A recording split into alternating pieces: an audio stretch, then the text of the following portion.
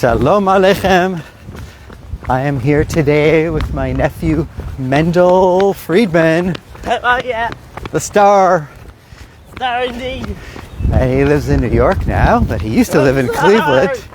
He used to live in Cleveland, and today he's my running partner in this beautiful, beautiful day in Cleveland, Ohio.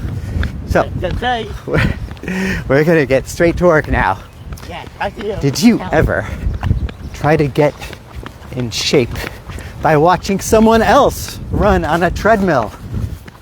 That's how some of us treat Torah learning. We expect to grow spiritually without putting in the reps. But they say, no pain, no gain.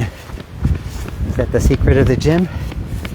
That's how they say in the gym. It turns out it's not just for the gym, but it's also the secret to God's blessings related to the Torah. The Torah is not background music. It's spiritual resistance training. And you only build when you push back. So, if you want to be healthy, you have to exercise like we're doing right now. Right? If you want to succeed, you have to put in the hours. If you want a strong marriage, deep friendship, it takes showing up, especially when the going gets tough. So why do we expect spiritual growth to come easy? Growth doesn't come from what's automatic. It comes from what's intentional and sometimes difficult. This week's Torah reading is Behar-Bechukotai. It's a double portion. It also relates to Shavuot. The Torah portion opens with a promise. Im bechukotai telechu. If you will walk in my statutes, mitzvotai tishmuru, and you will keep my commandments, then I will give the produce, I'll give you all the blessings, you'll live in peace, etc., etc. So if you keep my Torah, live by my Torah, I'll bless you. But what does it mean? Im bechukotai telechu. If you'll walk in my statutes. What does that mean? We might think it means observing the mitzvot, like working hard in the mitzvot. But Rashi, the classic commentator, explains that this means toiling in the Torah. Not passively learning or doing, but toiling, engaging, stretching ourselves, working really, really hard. Toiling in Torah. What does that mean? Torah isn't just a book of laws. It's God's wisdom. It's a spiritual GPS for life. And Mendel's over there somewhere. Torah is not meant to be skimmed like the headlines or inspirational quotes. To toil in Torah means to work hard, to understand the Torah, to push past what's easy, to wrestle with ideas that challenge us, to carve out time when it's inconvenient, to make Torah a priority, when it's not convenient, when it's not comfortable, when it's not my style. It's what the workout does to a body. This is what Torah, toiling in Torah, does to a soul. And it's like the gym. If it's comfortable, you're not getting anywhere. You're not changing anything. And that's the key also to unlocking the blessings. In this week's Torah, God lays out a list of blessings of peace, prosperity, rain, abundance, crop, safety.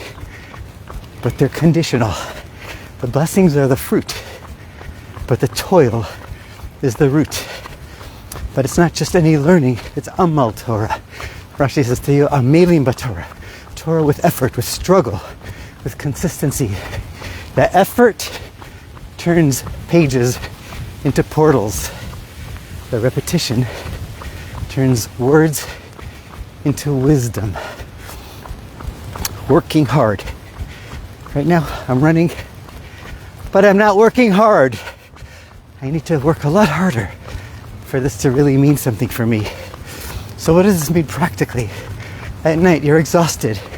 Instead of zoning out with your phone, like I do sometimes, open up a Chumash, a book of Chassidus for 10 minutes.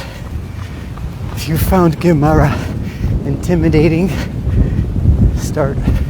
join a beginning a beginner's shir. Sign up for something easy. You've been going to the same weekly Parsha class. Challenge yourself to learn something new. Each week, ask another question. You download a Torah podcast to listen in the car or while you wash the dishes. Do something different, do something more. Get up a few minutes earlier to review something before you daven, before you work, before you go to bed. It's really easy to scroll. I know that, I'm guilty too. But instead, try learning something. Learn something. Learn one Jewish law. Learn something and stick with it.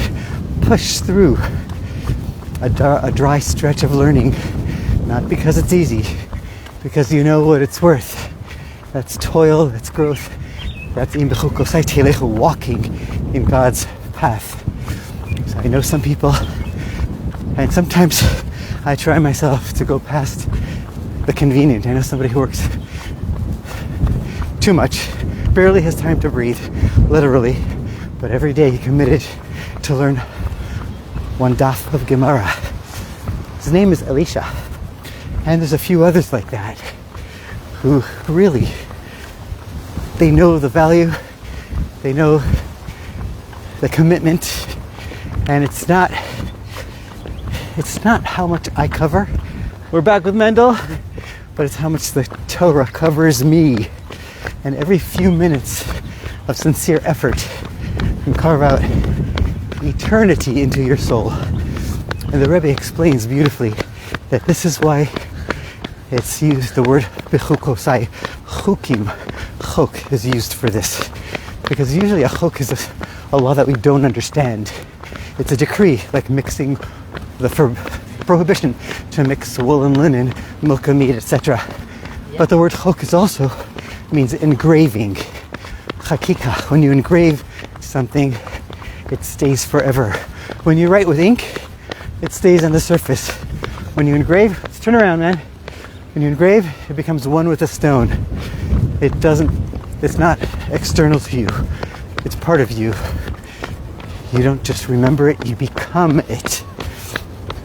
So this is why this week's Torah portion, Bechukotai, is telling us, engrave the Torah into your heart, into your mind, into your soul. It's not like ink on paper, it's like engraving into a stone, into a diamond. Another related psychological insight. When we enjoy something, it creates desire. But when we work hard for something, when we toil for something, it creates commitment. You don't love your child because he or she is easy. You love your child because they're part of your soul and you've given your soul for them. And the same is with the Torah. The more we give ourselves to it, the more committed we are, the more connected we become. Joy makes you curious. Effort makes you loyal. And God doesn't want fans of the Torah. He wants partners. And He wants to bless us. Blessings beyond our imagination. If we show that we're in it, not just for the inspiration, but for the transformation. And that's what this Parsha is about. It's not about what you know. It's about who you know. It's about what you're willing to grow through. And Torah that comes easy is nice. But Torah that comes with effort, that's how you engrave it in your soul. You don't just learn it, you carry it. If you toil, you're not just studying it, you're living it. And when the Torah lives in you, the blessings are no longer outside rewards. They become who you are. Your thoughts change, your values shift, your identity expands. You become a living Torah. Living Torah. So this week, ask yourself, what's one small Torah effort I can stretch myself to make? Because that stretch, that sweat, is what opens up the blessings. Not the quantity, but the quality of the effort. Consistency over intensity. Depth over speed. Heart over habit. When you sweat for Torah, God opens the gates of heaven, of who you and me are meant to be. And the more you stretch for Torah, the more God stretches the world open for you. And that's not a theory. It's this week's Torah's promise in Behar-Bechukotai, and how perfectly relevant that is as a preparation for the upcoming holiday of Shavuot. Shavuot, in a few days from now, we are recommitting ourselves and re-experiencing the Mount Sinai experience, the wedding between heaven and earth, between God and the Jewish people, between God Almighty and the world. Another few minutes a day, etching in the soul a dedication to learn more Torah, to work hard at it, to toil in the words of Torah. Amal was the words that Rashi used to say to you, Amelim Batorah.